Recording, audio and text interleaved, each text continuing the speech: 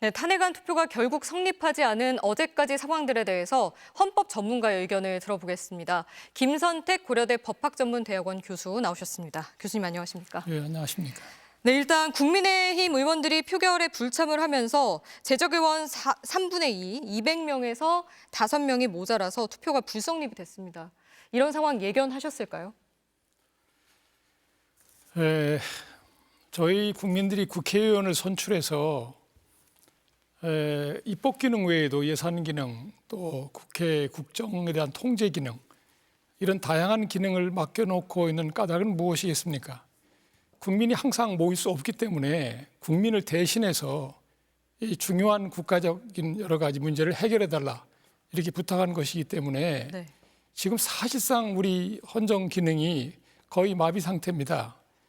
그렇기 때문에 국회의원들은 반드시 이번 국회에 다 출석해서 국민을 대신해서, 왜냐하면 국회의원 한 분 한 분이 다 거의 10만 명 이상의 국민들을 대표하는 분들인데 네. 이분들이 국민의 의사를 수용해서 국회에서 의결을 통해서 국민의 의사를 모아서 의결을 통해서 국가에서 표시해 줘야 이 현재의 국정의 마비 상태를 신속하게 해소해 나갈 수 있는 것인데 네. 매우 실망스럽고 이런 무책임한 태도로 임하는 것은 국민의 대표로서는 상상할 수 없는 일이다 이런 생각이 들고 네. 사실 투표 불성립은 사실상 부결과 비슷한 거죠. 그래서 그럴 수도 있습니다. 하나의 의사의 표시의 방식으로 할 수는 있으나 그것은 사안을 봐가면서 해야 되는 거고 지금까지 중차대한 국가의 위기 상황에서는 반드시 국회의원들은 그 본회의에 출석해서 의사표시를 하는 것이 옳았다 이런 생각이 듭니다. 네, 국민의 뜻을 모아서 표시를 했어야 한다. 그렇습니다. 네, 네. 국회의원의 역할을 했어야 된다는 건데 네. 국민의힘이 본회의가 진행이 될 때 의원총회를 진행을 했습니다. 네. 그러면서 민주당이 지적하기로는 사실상 소속 의원의 투표 참여를 방해했다. 명백한 국회법 위반이다. 이렇게 말을 했는데 이 지점은 어떻게 보십니까? 우리가 헌법 46조 2항에 보면 이렇게 되어 있습니다. 국회의원은 국가 이익을 우선하여 양심에 따라 직무를 행한다. 이걸 우리가 이른바 자유위임 원칙이라 부르는데 네. 국회의원은 정당 소속이기도 하지만 또 자기 지역구의 대표기도 하고 또 전체 국민의 대표기도 합니다. 이 세 개의 지위가 경합되어 있는데 그중에서 가장 중요한 지위는 국민의 대표예요. 전 국민의 대표입니다. 그래서 우리 국회법에도 이런 규정이 있어요. 국회법 114조 2항에 보면 의원은 국민의 대표로서 소속 정당의 의사에 기속되지 아니하고 양심에 따라 투표한다.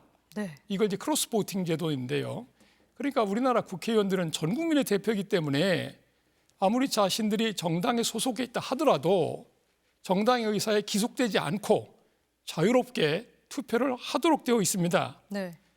그래서 만에 하나 이번에 국민의힘에서 정당 전체 의사로 이른바 강제 당론을 정해서 국민의힘 의원들이 본회의에 출석하는 것을 방해했다면 그것은 중대한 문제라는 생각이 들고요. 네. 그것이 특별히 국회법 148조 3에 있는 국회의원의 본회의 출석 방해라는 어떤 개별적인 요건에 해당되지 않는다 하더라도 그 자체로서 그 정당으로서의 역할을 잘못 이행하고 있는 것이다. 이런 심각한 문제가 있다 이런 생각이 들고 네. 국회의원들 한 분 한 분은 그 국민 10만 명 이상의 의사를 모아서 반영하는 분들이기 때문에 그 소신 있게 투표를 하는 것이 옳습니다. 이것을 방해하는 이런 일은 없었어야 된다. 네. 이런 생각이 듭니다. 국민의힘 안철수 의원도 국회의원은 한 명 한 명이 헌법기관이다 이런 말을 하기도 했습니다. 정당 의사에 귀속되지 않고 국민의 뜻을 국민을 대표해서 표시를 했어야 된다는 그렇습니다. 예. 말씀이신 거고요. 민주당은 이제 탄핵안을 계속해서 매주 상정을 하겠다고 합니다. 이 불성립 이후에 어떤 절차를 거쳐야 합니까? 잘 아시겠지만 어느 회의체건 간에 한번 모여서 회의를 하는데 같은 안건을 계속 여러 번 네. 반복해서 표결에 붙일 수는 없어요. 그러니까 같은 회의 중에는 두 번 표결하는 건 적당하지 않죠.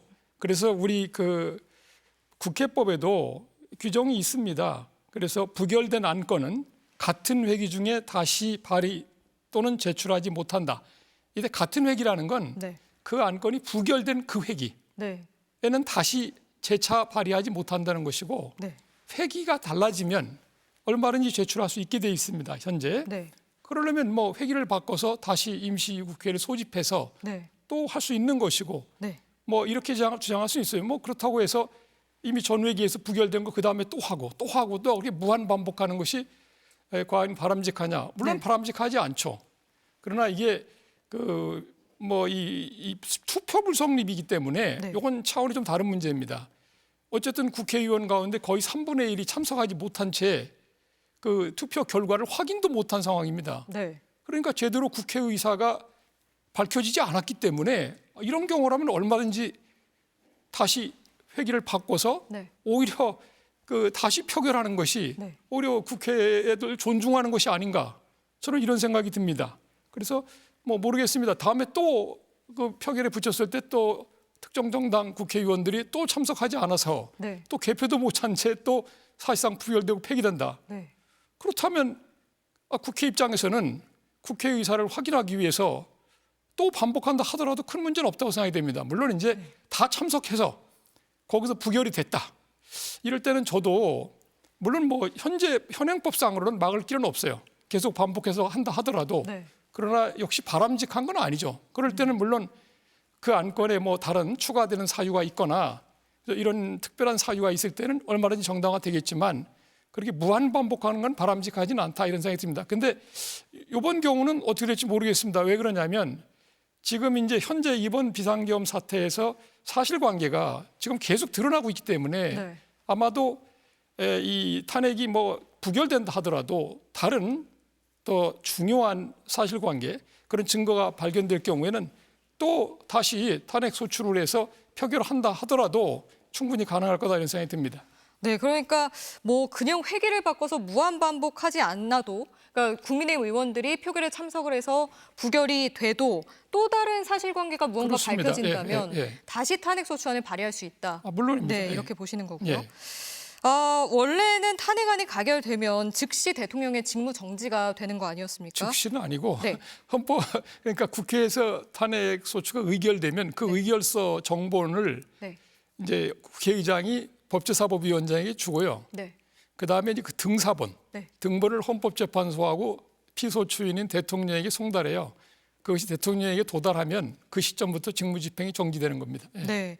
그런데 투표가 불성립됐기 때문에 예. 지금 실질적으로는 직무를 계속 수행을 할 수 있는 예, 상태가 예. 된 거죠. 그런데 국민의힘 한동훈 대표가 직무 배제 상태다 이렇게 얘기를 예. 했습니다. 정상적인 직무 수행은 가능할 거라고 보십니까? 사실상의 직무배제라는 게 무슨 의미인지 잘 모르겠는데 이게 법률상의 용어도 아니고 네. 그런 식으로 직무배제 할 수 있는 것도 아니고요. 그리고 대통령이라는 지위는 우리가 그런 말도 합니다. 24시간 365일 깨어 있어야 할 자리다. 네. 하루라도 비워놓을 수 없는 자리입니다. 그러니까 사실상의 직무배제란 말, 그 말 자체는 상당히 성립하기 어려운 말이고요. 일단 네. 그 자체로서. 그다음에 이 대통령의 경우에는 이렇게 생각하셔야 됩니다. 우리가 선출한 대표기관이에요. 그러니까 이 대통령의 그 지위나 권한이라고 하는 것은 국민이 그 정당성을 부여했어야 성립되는 겁니다. 그래서 선출할 때도 앞으로 대통령으로서의 지위에서 대통령의 권한을 행사하라고 국민들이 정당성을 부여해 준 거고요. 네. 그 정당성은 재직 중에도 유지돼야 됩니다. 그 핵심적인 사항은 대통령이 자기에게 맡겨진 여러 가지 의무라든가 책임 그걸 다 할 때 가능한 거고요. 그래서 국민들이 대통령을 신임하고 그죠? 대통령을 신뢰할 수 있어야 됩니다. 네. 그런데 지금 상태는 대통령이 헌법을 수호하기는커녕 헌정 질서를 거의 유린할 만큼의 중대범죄 혐의 그 피의자가 되어 있는 상황이기 때문에 이미 수사가 다 시작되지 않았습니까? 네. 그래서 국민으로부터 더 이상 신뢰를 받지 못하고 국민이 대통령의 신분이나 지위 또 권한 행사에 대해서 민주적 정당성을 회수할 수밖에 없는 상황까지 와 있어요. 그렇기 때문에 대통령이 지금 본인이 직무를 집행할 수 있겠는가 과연 네. 사실상 불가능할 거다 이런 생각이 들고 그렇다고 해서 사실상 직무가 배제되어 있으니까 다른 제3자가 대통령 역할을 하겠다. 네. 그거는 우리 법 제도상 불가능한 겁니다. 지금 책임 총리 얘기가 나오고요. 거국 내각 얘기도 확정적이진 않지만 계속 거론이 되고 있습니다. 이 부분은 어떻게 보십니까? 책임 총리는 법률 용어도 아니고요. 또 책임 총리라고 하는 것은 과거에 우리가 국무총리가 너무 형식적으로 돼 있어서 국무총리가 하는 일이라는 게 대독 총리니 방탄 총리니 대통령이 하기 싫은 임무를 대신 맡아서 하는 정도, 그렇게 하고 헌법에 규정되어 있는 국무총리 권한이 전부 요식화했습니다. 형식화해 버렸어요. 네. 그러니까 근데 국무총리가 대통령에게 국무위원을 갖다 임명 제청한다거나 또는 국무위원이 잘 일을 못하면 해임 건의를 한다든가 이렇게 본인이 좀 실질적으로 할 수 있게 헌법에 규정이 되어 있는데도 불구하고 그걸 다 존중해주지 않았습니다, 대통령이. 그래서 우리가 과거에 책임 총리 얘기할 때는 헌법에 규정되어 있는 그나마 있는 국무총리 권한이라도 좀 실제로해서 실제로 국무위원도 몇 명이라도 자기가 원하는 사람을 좀 제청해서 임명할 수 있게 하고 좀 해임 건의도 좀 해서 대통령이 좀 받아들여주고 이렇게 좀 해주라고 하는 것이지. 이것은 우리가 흔히 아는 이원적 집정부제나 분권형 대통령제처럼 총리와 대통령 사이에 권한이 분배되는 게 아닙니다. 아무리 책임 총리제라고 이름을 붙여봐야 한국의 현행 법령상 대통령의 재가를 받지 않고 총리가 할 수 있는 일은 없습니다. 지금 총리는 무슨 일을 하든 대통령의 명을 받아서만 할 수 있어요. 그렇기 때문에 책임 총리제가 마치 대통령이 일단 직무에서 거의 배제된 상태에서 대통령의 권한 비슷한 걸 행사할 수 있는 것처럼 생각하는 건 큰 착각입니다. 권한의 상당 부분. 거국내국도 말이 안 되는 게 과거의 거국내각이라고 하는 것은 국정 운영이 어려울 때 야당이 협조를 받기 위한 겁니다. 그래서 여러 정당의 주요 인사들을 내각에 포함시켜서 함께 운영하는 거예요. 그러니까 되게 전시에 많이 합니다. 전시 같은 경우에는 여야를 불문하고 모든 정치인들이 이 국가 위기를 극복하기 위해서 힘을 합하기 위한 거예요. 그러니까 그건 거국내각이라고 우리가 부릅니다. 그런데 지금 상태에서 과연 거국내각이 구성될 가능성이 있는가? 저는 거의 제로라고 생각합니다. 야당과 협조가 안 될 것이다. 협조가 지금 정부 자체가 지금 내란의 거의 핵심처럼 보이는데 야당이 거기 협력할 이유가 없을 거예요. 그러니까 그렇게 되면 거국내각 구성 자체는 불가능한 거고요. 그리고 또 문제는 뭐냐면 야당 중에 한두 정당이라도 현재 정부의 우호적인 정당이 있었으면 좋겠는데 하나도 없지 않습니까? 지금 이번 국회도 보면은 전체 야당이 타같이 탄핵소추안을 발의했어요. 그런데 거기서 어디서 거국내각을 구성할 수 있는 인사들을 뽑아가지고 할 수 있겠습니까? 불가능한 거예요. 그러니까 지금 말씀하는 책임총리제나 거국내각이라고 하는 거는 책임총리제는 그냥 허상인 것이고 거국내각이라는 건 불가능한 거고 지금 또 임기 단축 개헌 얘기를 자꾸 하는데 대통령 한 사람을 위해서 개헌한다는 건 넌센스고요. 일단 왜냐하면 대통령보다는 헌법이 훨씬 더 중요합니다. 그러니까 대통령 한 사람이 직권을 조금 더 하냐 안 하냐 때문에 헌법을 고칠 수는 없는 것이고 또 하나 임기 단축 개헌도 개헌이기 때문에 국회 3분의 2 의원의 동의 없이는 불가능해요. 그러니까 그것도 야당이 지금 거의 3분의 2 육박하는 의원을 갖고 있는데 개헌이 가능하겠습니까? 그러니까 지금 나오는 여러 가지 대안은 다 가능하지 않은 대안들입니다. 현실적으로 불가능하다. 그렇습니다. 이 말씀을 해주셨고요. 말씀해 주신 대로 수사가 시작이 됐습니다. 검찰, 경찰, 공수처까지 수사에 나섰는데 윤 대통령이 담화로 말하기로는 법적, 정치적 책임 회피를 하지 않겠다 이렇게 말을 했습니다. 근데 재임 중에 불소추 특권이 있지 않습니까? 물론 내란죄는 예외라고 합니다만 어떤 혐의가 적용되느냐에 따라 달라질 것 같은데 어떤 경우의 수가 있을까요? 지금 이제 우리 수사기관에서도 우리가 검경 수사권 조정하면서 수사권이 어느 범죄에 대한 수사권이 어느 수사기관에 있느냐부터가 지금 사실 좀 애매하게 됐어요. 왜 그러냐면 예컨대 고위공직자 범죄수사처의 고위공직자 범죄만 봐도 대통령을 비롯한 이런 공직자들이 내란 혐의로 수사를 받는다는 건 상상할 수가 없습니다. 그러니까 그런 걸 상정하지 못했기 때문에 내란죄를 누가 수사해야 되는지가 불분명하다 보니까 결국 고위공직자 범죄 수사처 범죄에도 해당되지 않고 그다음에 검찰에서도 경찰과 수사권을 조정하는 가운데 거기 내란죄는 포함이 안 됩니다. 부패범죄, 경제범죄 등등 이런 거밖에 없기 때문에 이것도 안 되고.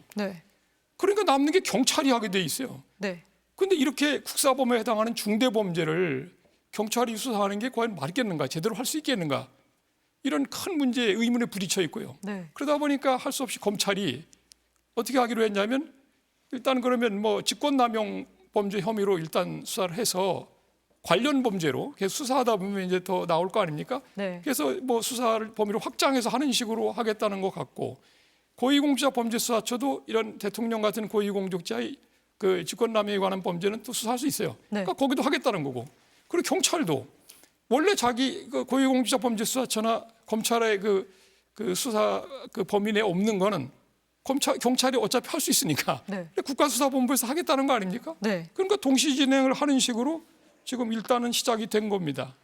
직권남용죄로 시작을 해서 이제 수사를 확대해 나갈 예, 예. 거다 이 말씀이신데, 그러면 그렇게 시작해서 윤 대통령에 대해서 강제 수사가 현실적으로 가능하다고 보십니까?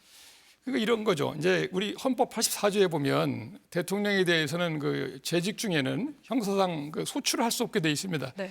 요 형사 불소추 특권은 그냥 공소제기, 그러니까 수사가 다 끝난 다음에 이 사람을 재판에 넘길지 말지를 결정하는 그 이제 소를 제기하는 것만 못 한다는 거지, 수사는 아무 상관이 없는 겁니다. 네. 그러니까 내란 외환이 아니더라도 어떤 범죄건 대통령의 범죄 혐의에 대해서는 수사는 가능한 거예요. 네. 소추는 영원히 못 하는 것도 아니고 대통령이 퇴직하면 그 후에 할 수 있는 겁니다. 그러니까 네. 일시유예의 특전에, 특권이라기보다 일시유예의 특전에 불과한 것이고요.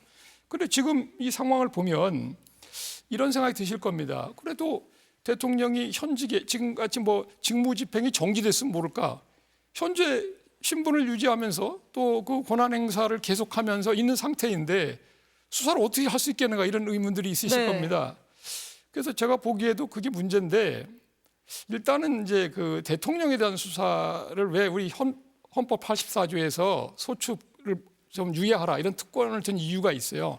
그건 왜 그러냐면, 일단 그 대통령이 우리 어쨌든 국가 정상이기 때문에 우리 국가를 대표하는 인물이기 때문에 이 체면이 좀 문제가 좀 되고, 또 하나는 실제 대통령은 계속해서 국정 수행을 하기 때문에 이 국정 수행의 기능에 장애를 초래하기 때문에 그 일단 하지 말자, 네. 이렇게 합의된 것인데, 그런데 내란죄의 경우에는 아주 상황이 다르죠. 네. 왜 형사불소추특권의 내란과 외환을 예외로 했겠습니까?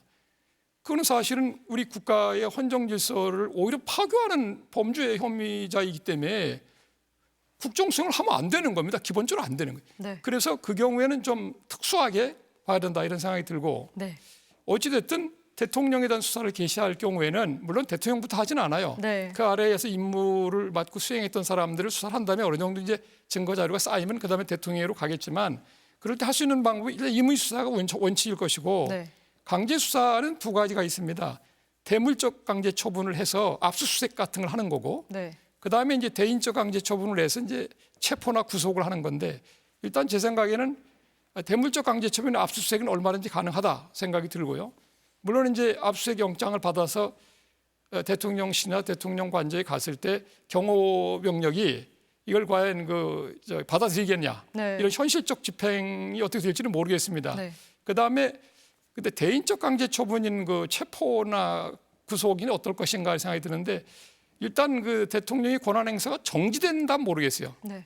근데 뭐 대통령이 권한 행사를 계속하는 가운데 체포 구속을 한다면, 예를 들면 뭐 어디 구금 장소에 두고서 옥중에서 국정을 운영한다는 얘기인데, 이 모양새가 영 이상하기 때문에 네.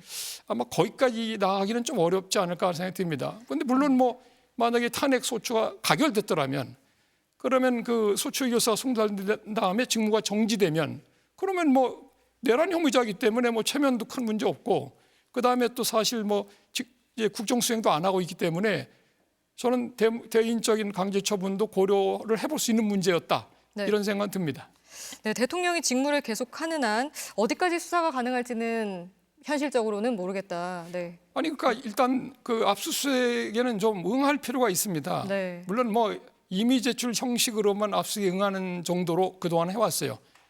그런데 그렇게 될지, 아니면 뭐 일단 범죄 혐의가 너무 중대하기 때문에 압수수색은 뭐 하도록 이렇게 받아들일지, 네. 뭐 여기까지는 돼야 될 것 같고, 그다음에 이제 왜 그러냐면 증거인멸의 우려가 있고, 그게 대통령 본인이 이제 주된 피의자로 특정돼 있기 때문에 압수수색까지 거절하기는 좀 곤란할 것 같고, 네. 근데 그 다음에 대인적 강제 처분은 쉽지 않을 거다 이런 생각이 듭니다.